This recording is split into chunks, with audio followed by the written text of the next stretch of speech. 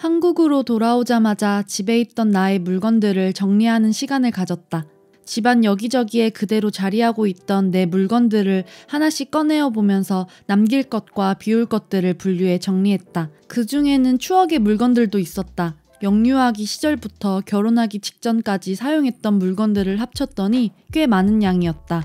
어디서부터 정리를 해야 할지 깝깝했지만 우선 책장에 있는 것들부터 독한 마음으로 정리해보기로 했다. 제일 먼저 수첩이나 다이어리 같은 기록물들부터 정리하기로 했다.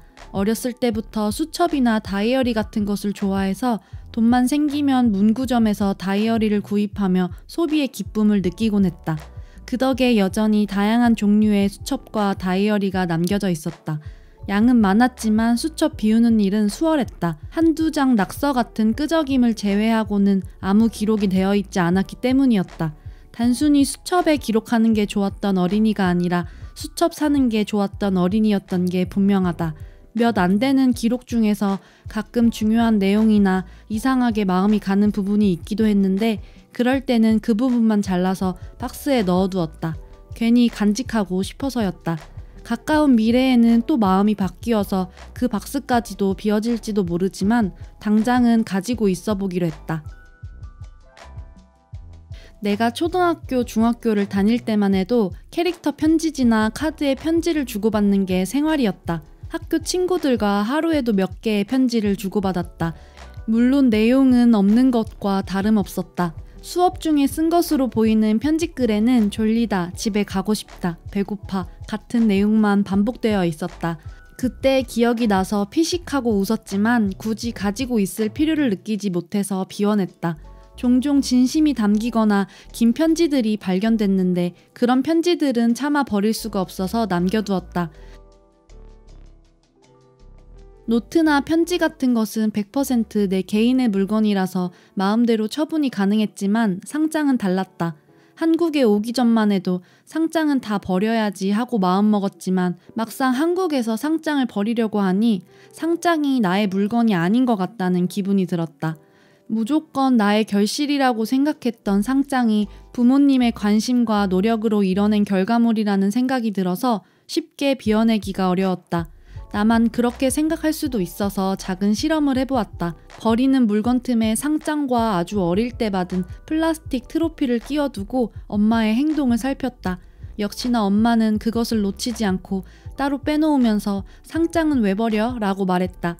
그 말에 나는 아니야 잠깐 둔 거야 라고 말하고 다시 제자리에 돌려놓았다. 얼마 후 은근슬쩍 엄마에게 내 상장들 버리려고 하는데 그래도 돼? 라고 물었다.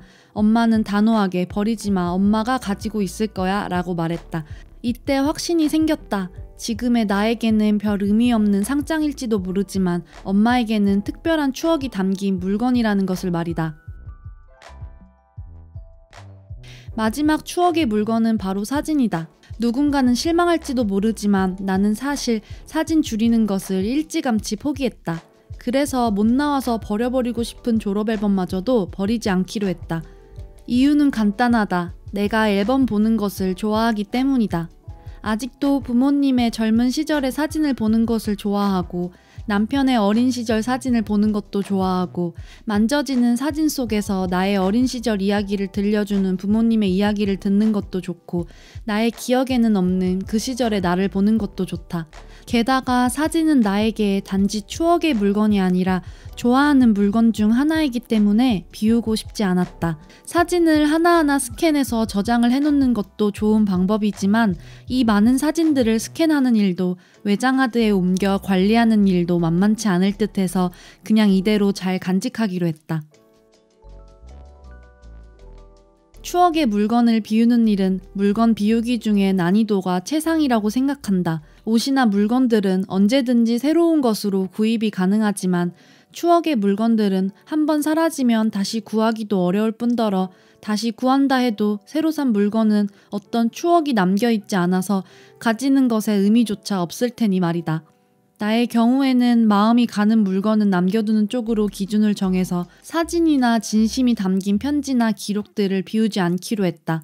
이렇게 추억의 물건을 비울 때는 더욱 신중하게 기준을 만들어둔 후 오랫동안 고민하고 생각해보고 비우는 것이 좋다고 생각한다. 특히나 좋아하는 마음이 남아있다면 말이다.